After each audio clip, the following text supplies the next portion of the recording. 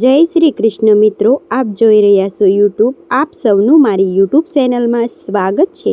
મિત્રો, આજે આ વિડીયોમાં આપણે સાંભળીશું વરુ એકાદશીની વ્રત કથા, મહિમા, પૂજન વિધિ. જો આપને આ વિડીયો પસંદ આવે તો લાઈક કરજો, શેર કરજો, કમેન્ટ કરજો.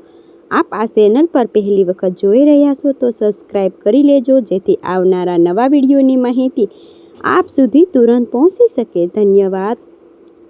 એકાદશીની વ્રત કથા. બોલો ભગવાન શ્રી લક્ષ્મીપતિ નારાયણની જય.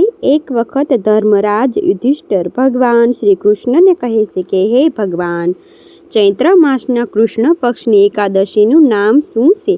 તેની વિધિ કઈ છે? કયા ફળની પ્રાપ્તિ થાય છે? તેને કૃપા કરી મને કહો. ત્યારે ભગવાન શ્રી કૃષ્ણ કહે, હે ધર્મરાજ, ચૈત્ર માસની કૃષ્ણ પક્ષની એકાદશીનું નામ વરુણથી એકાદશી છે. તે સૌભાગ્ય દેનારી છે. આ વ્રતથી મનુષ્ય સમસ્ત પાપ નષ્ટ થઈ જાય છે. જો આ વ્રત કોઈ પણ દુઃખી મનુષ્ય કરે તો તેને સૌભાગ્યની પ્રાપ્તિ થાય છે. વરુણથી એકાદશીના પ્રભાવથી જ રાજા માધતા સ્વર્ગમાં ગયા. આ રીતે ધુંધુમારે પણ સ્વર્ગમાં ગયા હતા. વરુણથી એકાદશીના વ્રતનું ફળ સહસ્ત્ર વર્ષ તપસ્યા કરનાર ફળ બરાબર છે. કુરુક્ષેત્રમાં સૂર્યગ્રહણના સમયે એકવાર સર્વણ દાન કરવાથી જે ફળની પ્રાપ્તિ થાય છે તે જ ફળ વરુણથી એકાદશીના વ્રતના પ્રભાવથી મનુષ્ય આલોક અને પરલોક બંનેના સુખ આપે છે અને અંતમાં સ્વર્ગની પ્રાપ્તિ થાય છે.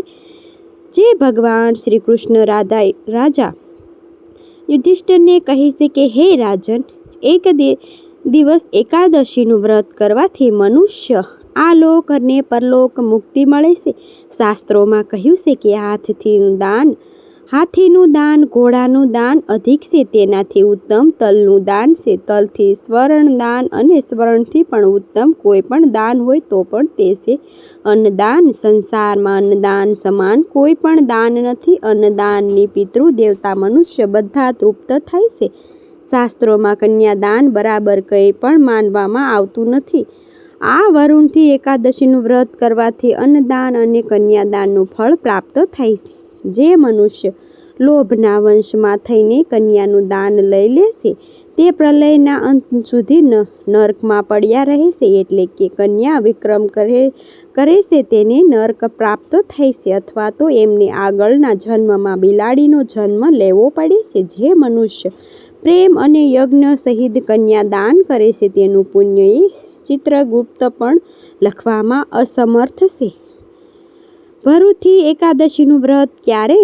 દસમની દિવસથી જ અમુક નિયમ પાળી લેવા જોઈએ. જેમાં દસમી સાંજે કાચના વાસણમાં ભોજન કરવું. માંસ કે મૈસૂરની દાળ, ચણા, ડુંગળી કે મધ, બીજું વાર ભોજન કરવું. સ્ત્રી સાથે અથવા કોઈ અન્ય સાથે મિથુન કરવું નહીં. આ બધા કર્મો નિસ્તુન માનવામાં આવ્યા છે, પાપરૂપી કહેવાય છે. આ દિવસે જુગાર ન રમવો, શયન ન કરવું, એ દિવસનું પાન ન સાસવવું, દાંત ન કરવું, બીજાની નિંદા કુતલી ના કરવી, સાળી ગુસલી ન કરવી અને પાપીઓની સાથે વાતચીત પણ ન કરવી.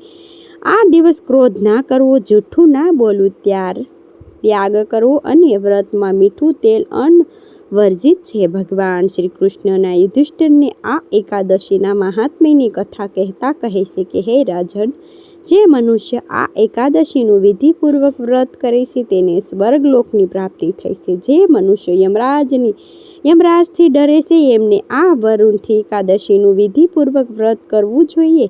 અકાલ મૃત્યુનો ભય રહેતો નથી. સર્વ પ્રકારે રક્ષા કરનાર જે મનુષ્ય વરુણથી એકાદશીના દિવસે રાત્રિએ જાગરણ કરે છે, ભગવાન નારાયણનું પૂજન કરે છે, તેને આ લોક સઘળા પાપોમાંથી મુક્તિ થઈ જાય છે. અંતે પરમ ગતિને પ્રાપ્ત થાય છે. જે મનુષ્ય પાપથી અને યમથી ડરતા હોય છે તેઓએ પણ આ એકાદશીના દિવસે ભગવાન નારાયણના મંત્ર જાપ કરવા, પૂજન કરવું.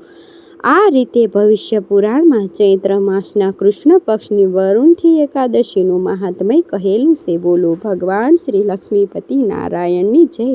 તો મિત્રો, આપણે સાંભળ્યું ચૈત્ર માસના વદ પક્ષની વરુણથી એકાદશીની વ્રત કથા, મહિમા. મને આશા છે કે આપને આ વિડીયો જરૂર પસંદ આવ્યો હશે.